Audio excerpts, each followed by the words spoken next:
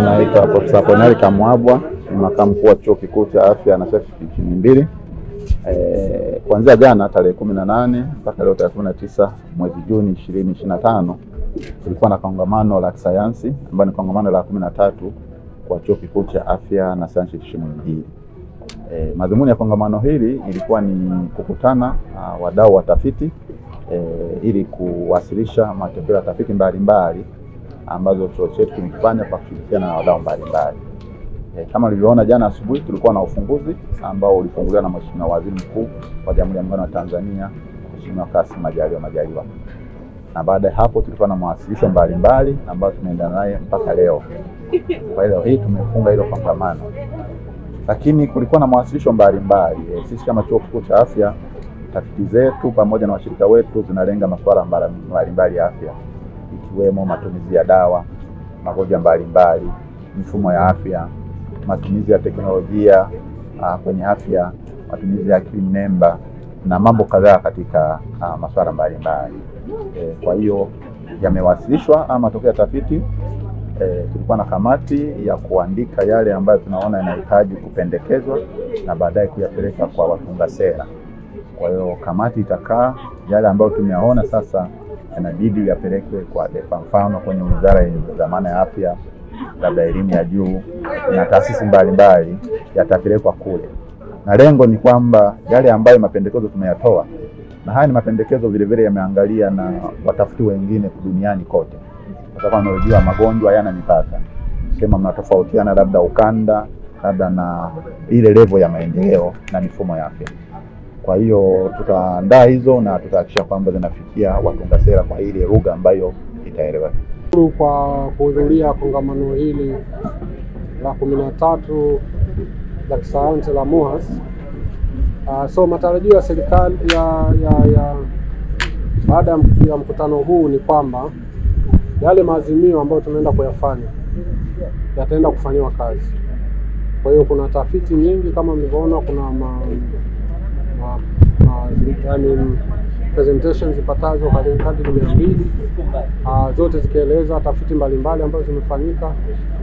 Kwa hiyo hizi zinatakiwa ziende sasa zikawafikie wananchi. Kama ambavyo mgeni rasmi alivyoeleza wakati wa ufunguzi kwamba tafiti hizi zinazofanya ziende zikawe na tija kwa wananchi ambao tunawahudumia katika mambo ya afya. Kwa hiyo tunategemea zaidi ni kwamba hizi tafiti tunazozifanya ziendelee kuwa zenye tija na pia ziende kuwafikia wananchi. Kwa mfano tunaposema wananchi wabadilishe tabia za chakula wanavyokula, kufanya mazoezi, hii itawasaidia kuepuka magonjwa ambayo sio ya kuambukiza ambayo tunaita NCDs.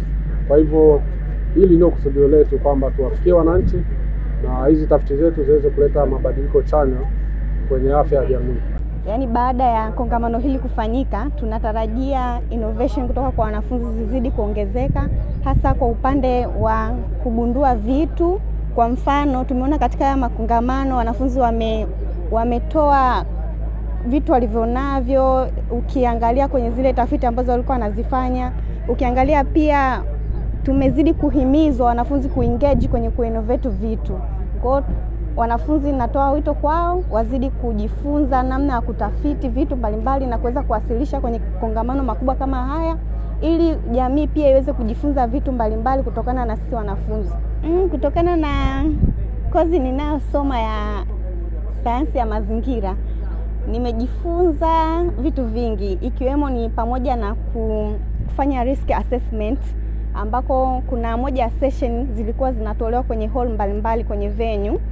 Tumejifunza hizo risk assessment kwenye mazingira, ikiwemo ni moja ya utunzaji wa mazingira pia. Kutokana na kongamano hili la kisayansi nimejifunza baadhi ya mambo. Mfano nilipokuwa napita kwenye baadhi ya mabanda, nilikutana na mabanda ya innovations, nilikutana na mabanda yanayohusu innovation kuhusiana na vifaa tiba. Tumeona ndani pia session za sickle cell zimeelezewa. So kutokana na session kama hizo, nilichojifunza ni kwamba kuna uhusiano mkubwa kati ya vifaa tiba na session na magonjwa ambayo yanatokea katika jamii yetu. Hivyo sisi kama wanafunzi inabidi tuwekeze nguvu ya kutosha katika kuendelea kujifunza zaidi na kuja na vitu vipya ili kuweza kuisaidia jamii.